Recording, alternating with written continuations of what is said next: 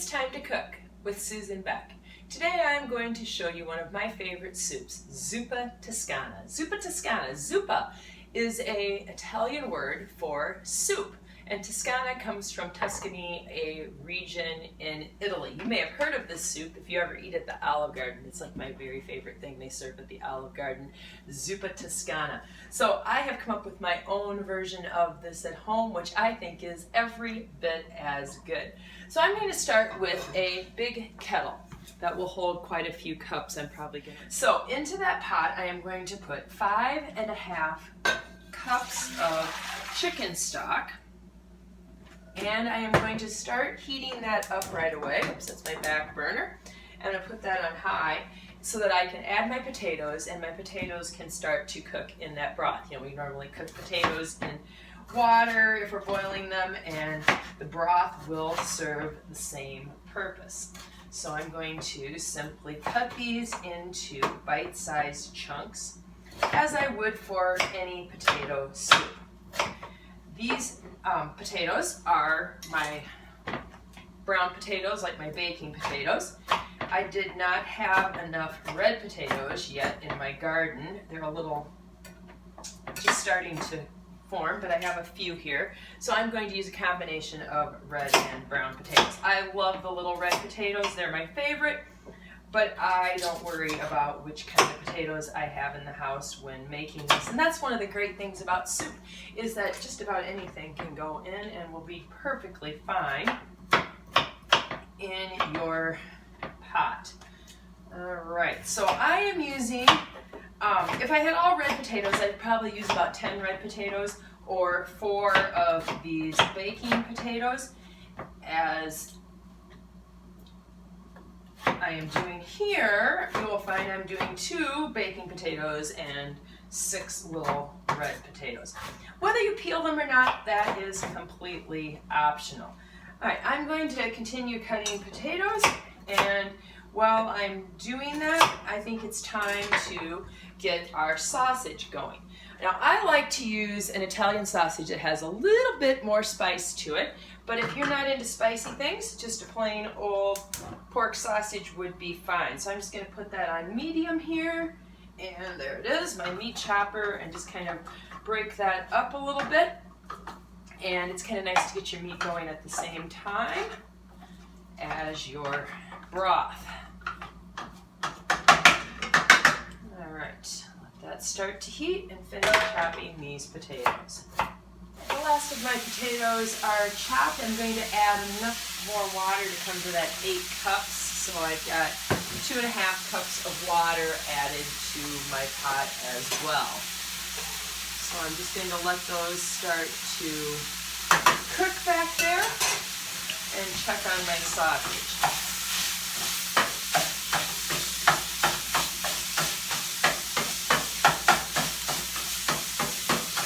You want to cook this until there's no pink left to the meat. And I'm using this meat chopper. It does a great job of breaking it into small pieces. I want my pound of sausage to be very crumbly.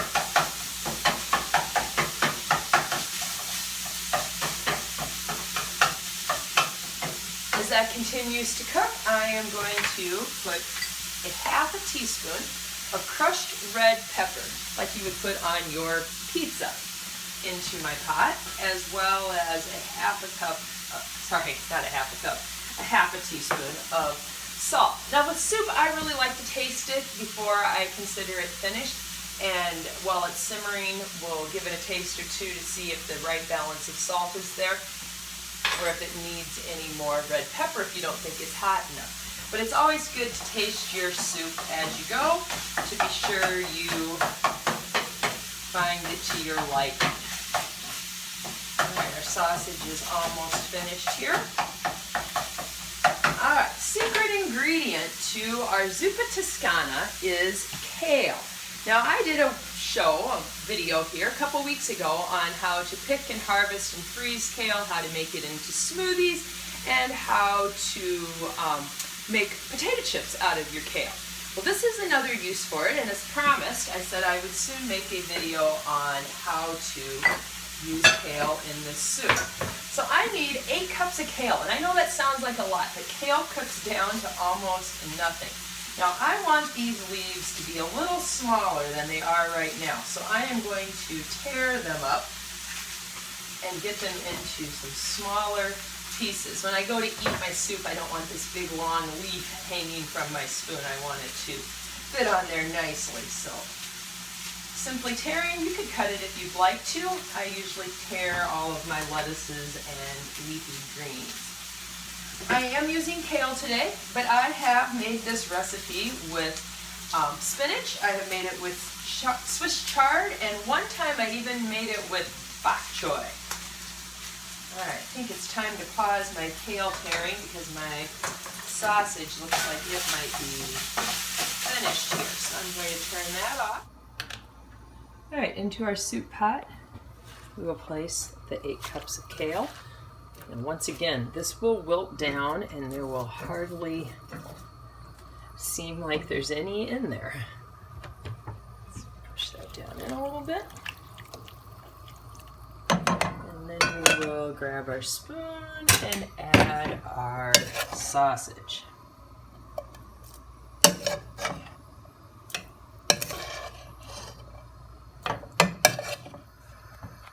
The final ingredient into the pot is a 1/2 cup of heavy cream or whipping cream. I have whipping cream today. This just adds a real richness to the soup by just adding a little bit of that milk. Now, a little side note, I have made this with 1% milk before. I don't usually run to the store to buy cream if I don't have it on hand, but I will say the cream is much richer than 1% milk. All right, time to put a lid on this and let it simmer so those flavors can meld together. After simmering for about 1.5 hours, our Zuppa Toscana is ready to taste. I'm going to serve it tonight with a garden salad and a breadstick, just like they might do at Olive Garden. Oh, it's just full of potatoes and kale and sausage.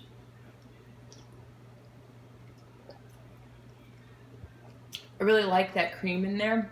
It just gives it a richness. And those potatoes and kale just make it a nice hearty dish.